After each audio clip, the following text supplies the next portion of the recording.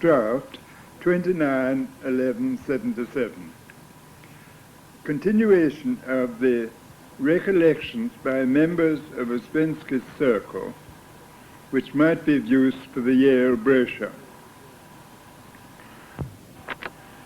Part 1, his meetings.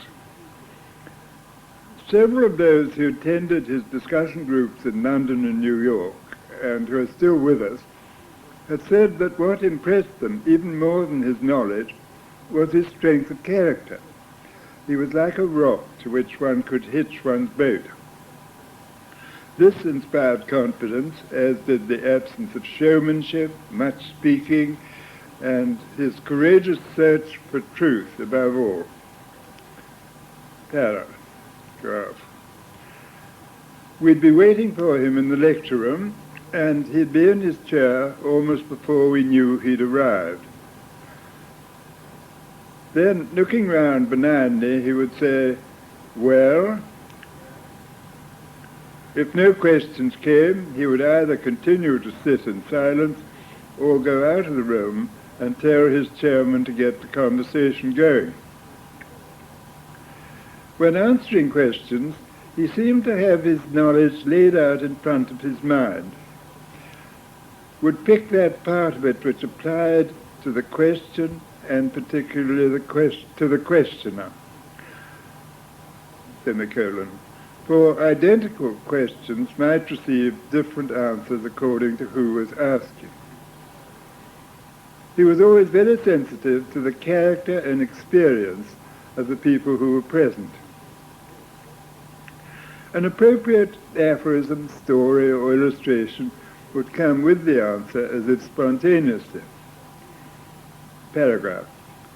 For example, more than once he said, "We must give up our suffering," pointing out that pain is physical and often unavoidable, while suffering is psychological and chiefly self-produced.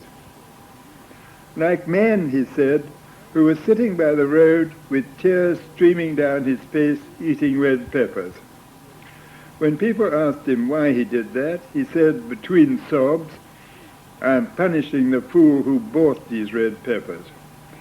That's what we do when we enjoy our suffering. Paragraph. Once someone asked him if there's a real devil. If God exists, does the devil exist too? He said, "Devil, if he exists, is small and vulgar. We create him. But some people, like your Milton in Paradise Lost, make a grand big Satan out of him, thus giving him power and prestige that he doesn't deserve." There was a monk who was supposed to be keeping the Lenten fast. One day the abbot suddenly entered his cell and caught him boiling an egg over a candle. The monk turned very red and stammered, It wasn't me, your worship, it was the devil put it into my mind." Out jumped the devil from behind the samovar and cried, "You're a better liar even than me. I never knew you could boil an egg over a candle till you showed me." Paragraph. Another characteristic people testified to was his unpretentiousness. He never made any claims for himself, and he was not afraid to say, "I don't know," or "We know very little yet." This and the fact that he was not afraid of silences, from which he said good questions often arose, was, for a writer and newspaper man, most remarkable. He had trained himself very assiduously to use as few words as possible, as one discovered when, for instance, he was dictating letters for one to send. One time he showed me how he did it.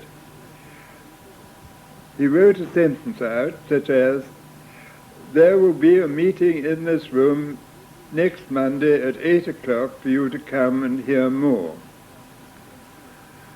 Then he would cross out word after word till just 2 words remained. Monday, 8 o'clock. And he said, they can guess the rest. These things, however, may have gone against him, rather, in his relations with the general public. Paragraph. During the 1930s, those of us who had been coming to his meetings were asked to bring all our friends, without selection, to a series of talks about consciousness. People would arrive to find written on the blackboard, "Psychology is the study of objective consciousness." And he would introduce the subject and then stop and look round for some response. Sometimes he completely altered what he had intended to say, and when we asked him why, he said, "How could I say any of that with those people there? But that man with the black beard, I could talk to him." Once he made me go and fetch out 3 people who were sitting looking particularly silly and conspicuous in the front row. So although scores of people came, when we complained to him that only about 10% remained, he just said, "That's a good proportion. Most people are not interested." Paragraph. These lectures of his were preparatory. He would feel his way and find what was of interest, and only when he'd got them into their final form were they printed privately by Fairfax Hall under his direction. Later they were published after his death, and really without his approval, because he had discovered so much more since those tentative days. Naturally, the reactions of all these people were many and various. Once I introduced to his lectures a high-spirited lady who, after a month, came and said to me, "I'm not coming anymore. You're all just pale shadows of Mr. Ouspensky. You're not alive. You have nothing of your own."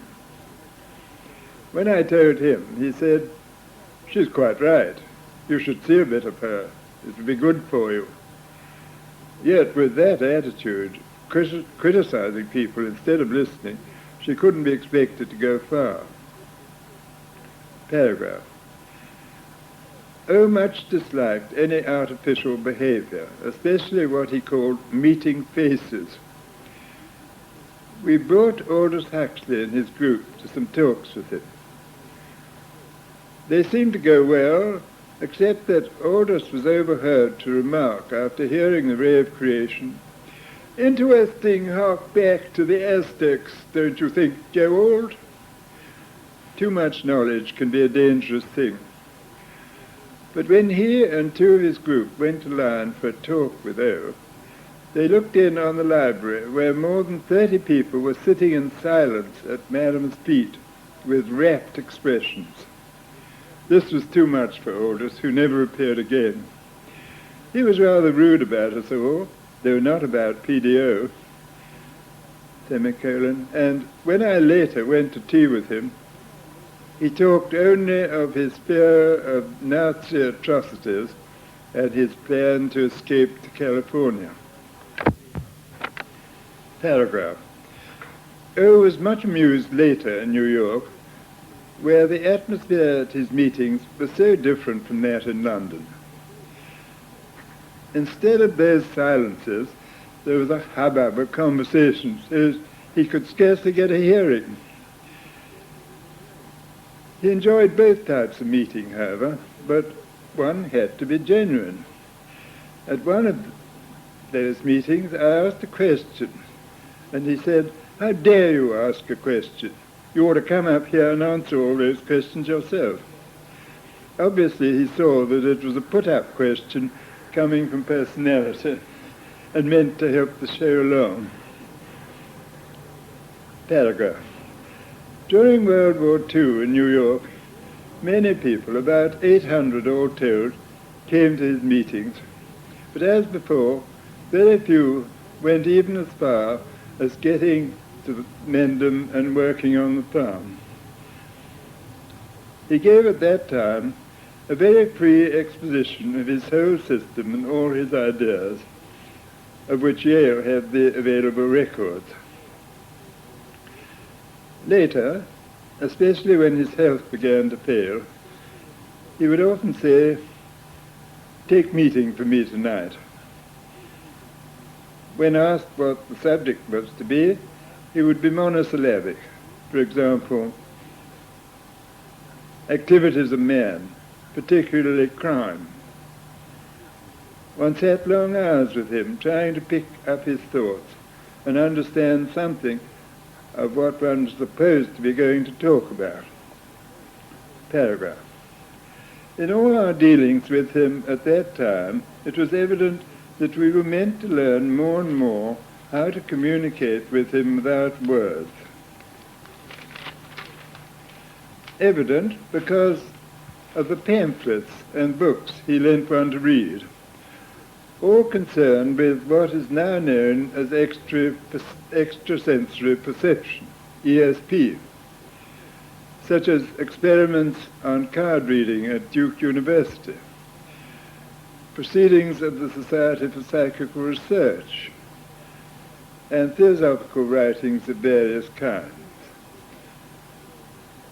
But he was always very shrewd in looking for what was genuinely important. One time I went into his room and said, "I had a marvelous dream last night." He looked up and said, "Dr. Freud, it wasn't a dream." And then he told me what I was intending to tell him. Part 2, Private Conversations. Many were the talks a few of us had with him, both by day and by night. They were magical, and were of all kinds, according to his mood and the responsiveness of the people with him. A few remain in my mind from his reminiscences of his life in Russia. Two were from pre-revolutionary days when he was editor of a Moscow newspaper, paragraph. One evening, a novelist friend dashed into his office in a very disheveled state. "My hero and heroine," he said, "insist on getting married when I'm trying to keep them apart. They're spoiling my book. Lend me a revolver." "So," said Ouspensky, I lent him 2 of the revolvers I had with me.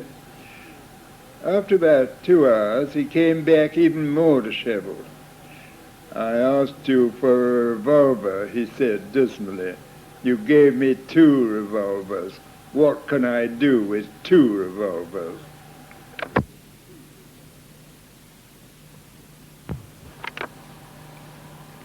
One time in Odessa, an English colonel, prospecting for open-cast coal and wanting some press backing, invited him to his hotel. It was a sweltering hot day, and the colonel never even offered him a drink. "If he had," said Ouspensky, "we could not only have done business, but he would have been interested in the system. As it was, he had to wait 20 years. The colonel, then a brigadier, was present about 1932 when he told this story, and he admitted his lapse most regretfully. Paragraph.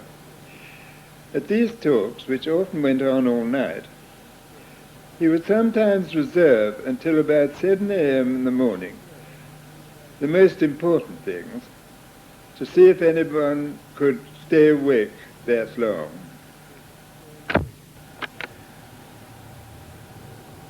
One time it had been reported to him that I had made a flippant remark in rather bad taste while travelling home from Lyon in a car.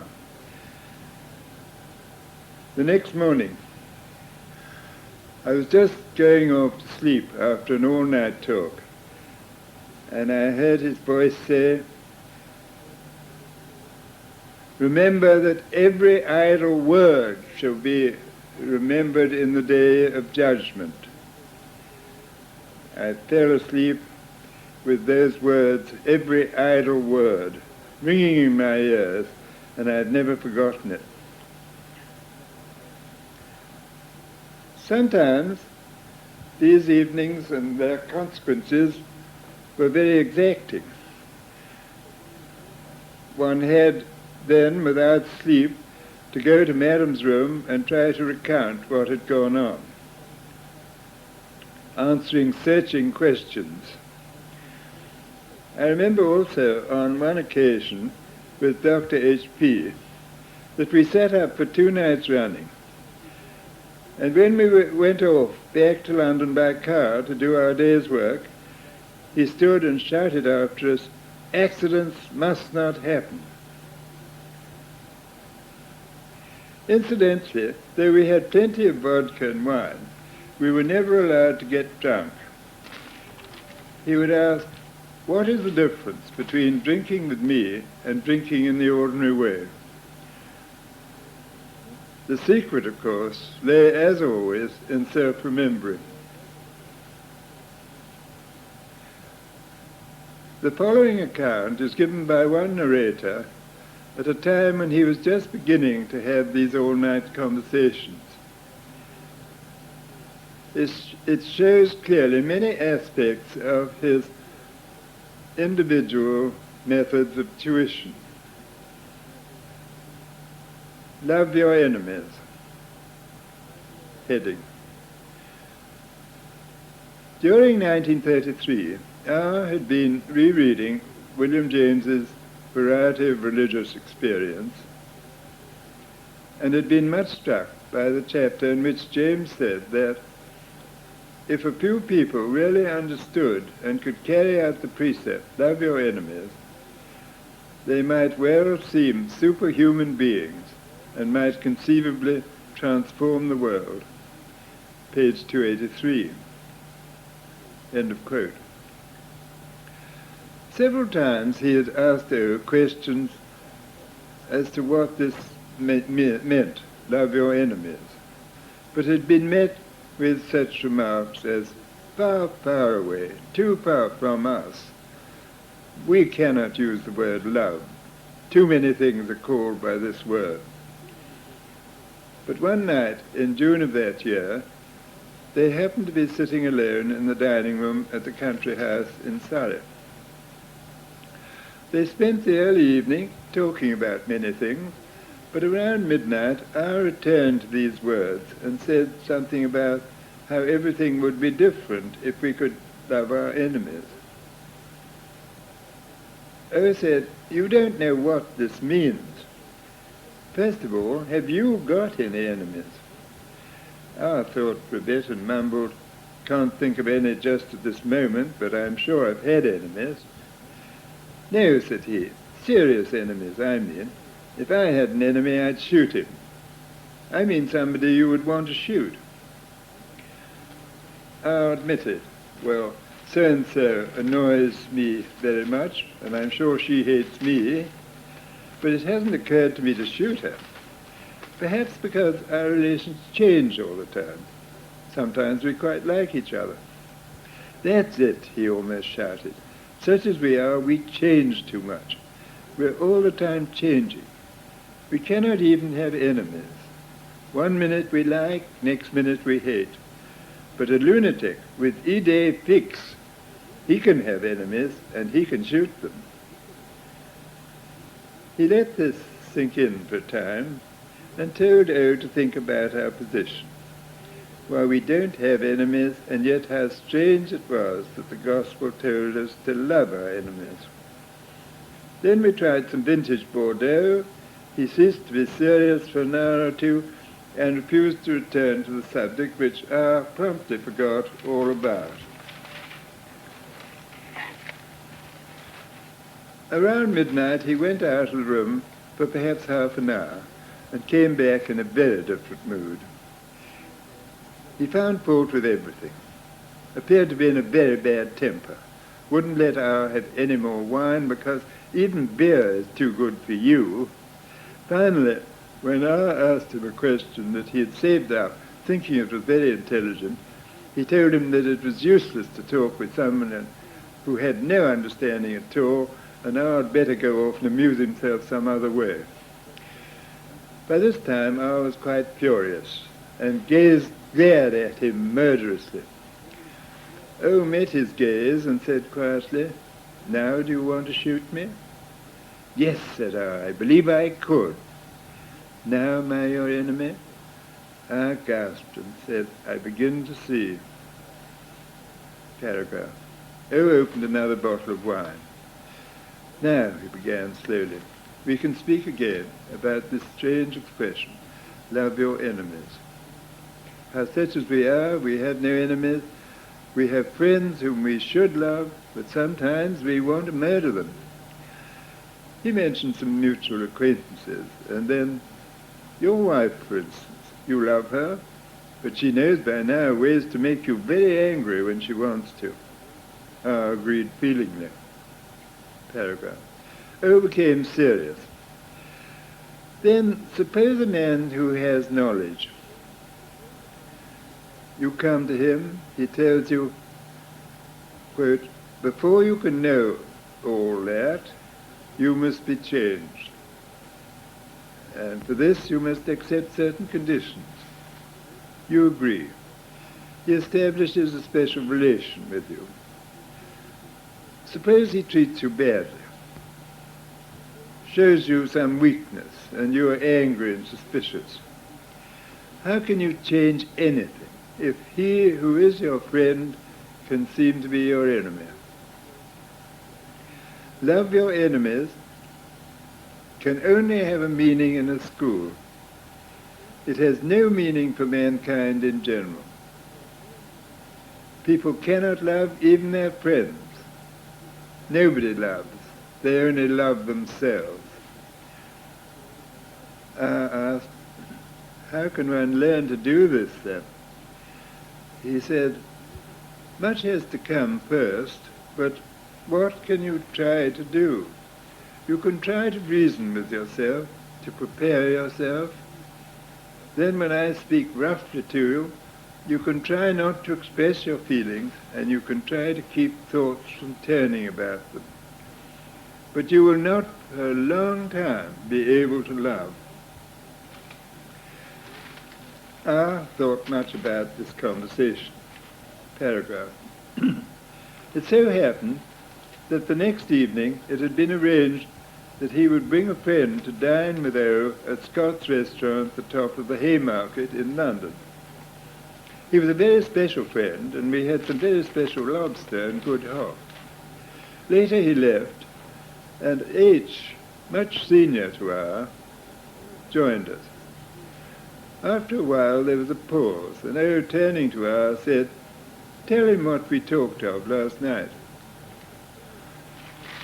R began hurriedly, like reciting a lesson. "We spoke of the expression, 'love your enemies,' how it doesn't mean anything to us because we don't have enemies. We are to—" "Stop, stop," cried O. "It was never like that. You tried to say it all in one sentence, but we spoke the whole evening." And he began slowly to reconstruct the conversation, expressing each conclusion we came to. Of course, it carried quite different weight and emphasis. The next day, I wrote down this account just as it stands here. Part 3. The end of the story.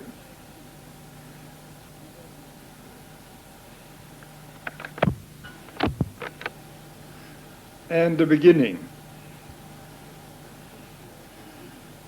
12 years have gone by. Years full of drama for anyone who was in the company of O. In London and Paris, before World War II, at Lyme Place with nightly bombings during the Battle of Britain, and later during the war on in New York and New Jersey. Now the war is over. O has come back to Lyme by sea in January 1947 with a few friends from the States who managed to get him on the boat somehow, obviously a very ill man with only a few months to live. One of his first acts was to call R and F and ask them to collect 300 people. What should we do with them, we asked. See them in groups and prepare them. What should we say to them? Why say anything? Ask them what they want. Within 3 weeks, the 300 people were collected at Collet House for the last big meetings O was ever to hold. This again was a chance to practice what one had learnt about understanding without any verbal instruction. For I had to sit below the platform with his back to it and try to maintain the conversation, allowing O to say something whenever he wanted to. It was clear already that everything had split up by this time and people were going different ways. The old system had been abandoned. Paragraph. O spent the remaining months of his life preparing a few people to, quote, reconstruct the teaching, end of quote, for use after he died, semicolon, and also in seeing by invitation people who had played a part in his life. One of these was a schoolfellow of his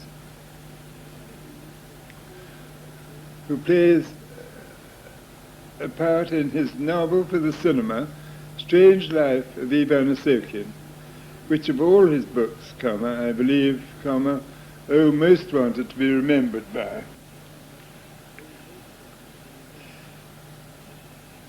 During the summer of 1947, Madame Ouspensky, knowing him to be dying, wanted him back under her care.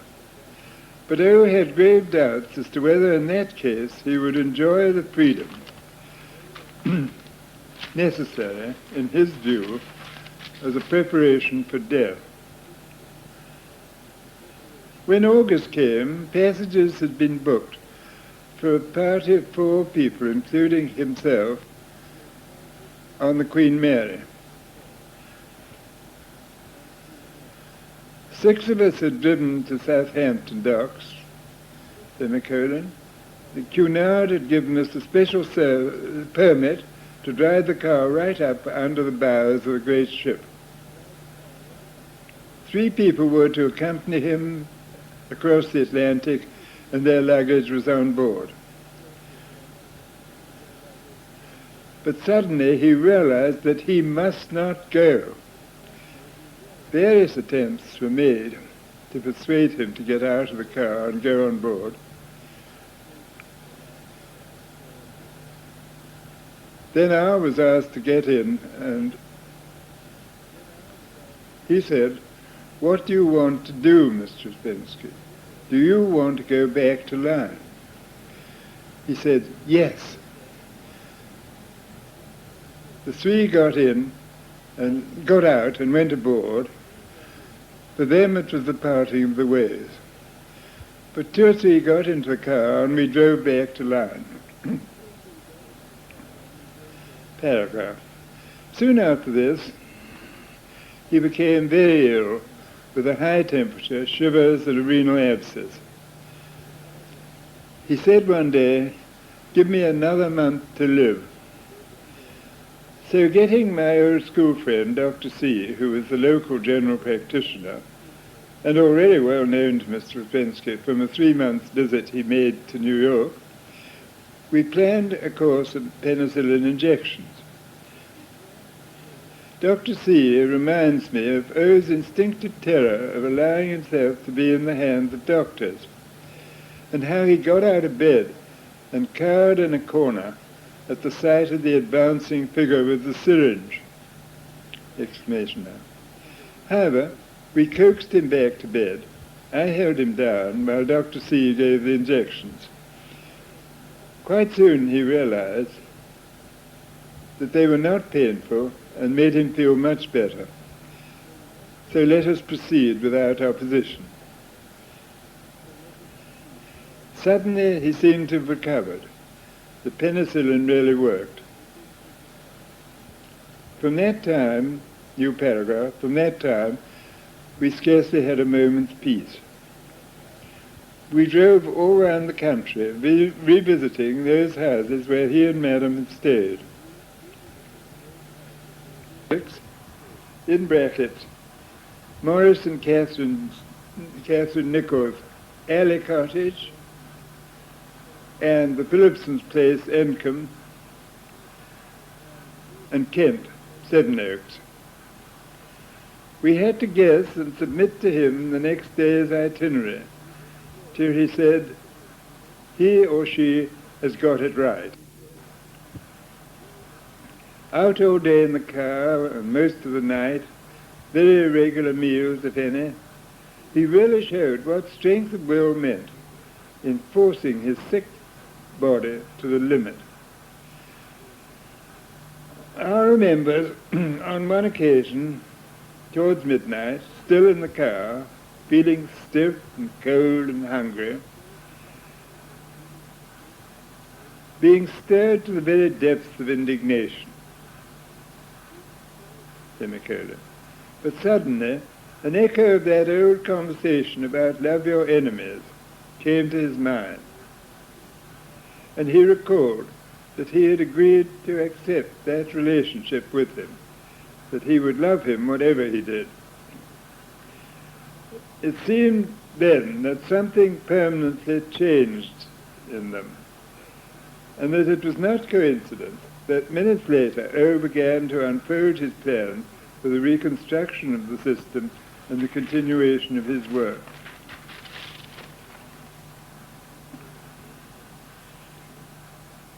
The day before his death, after another all-night session, we set off early in the morning in the car, utterly exhausted, clinging to each other for support.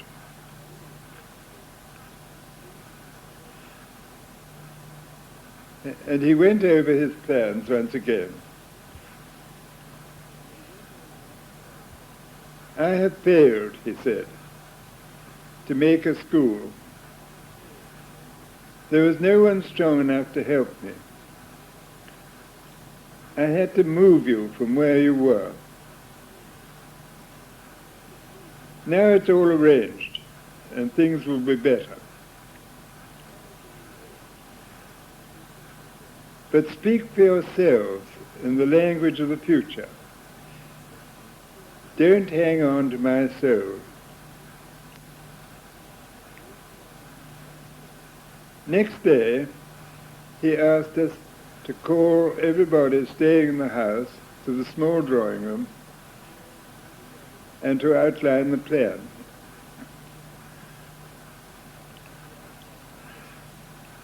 Looking round at all the people, with the sun pouring into the room,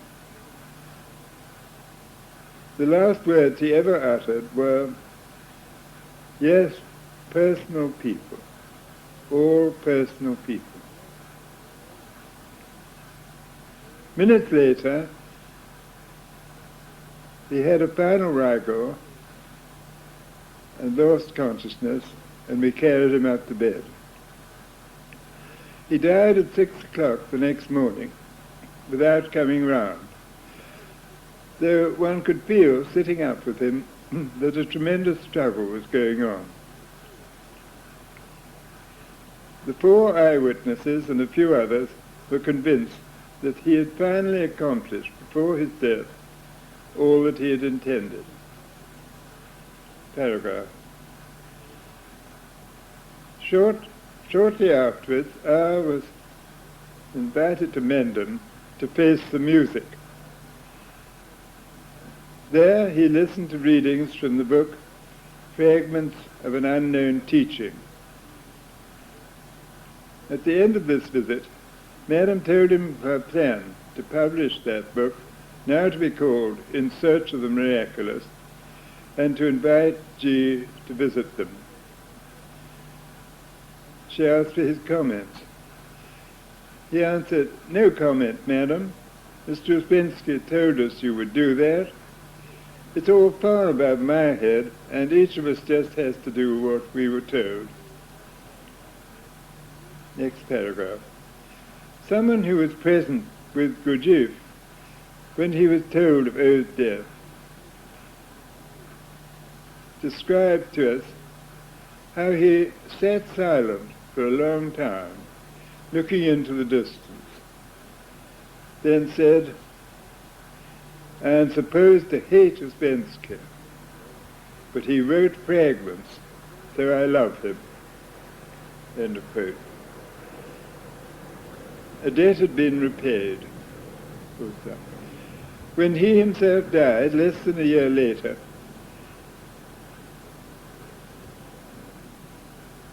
we recalled his memory with profound gratitude.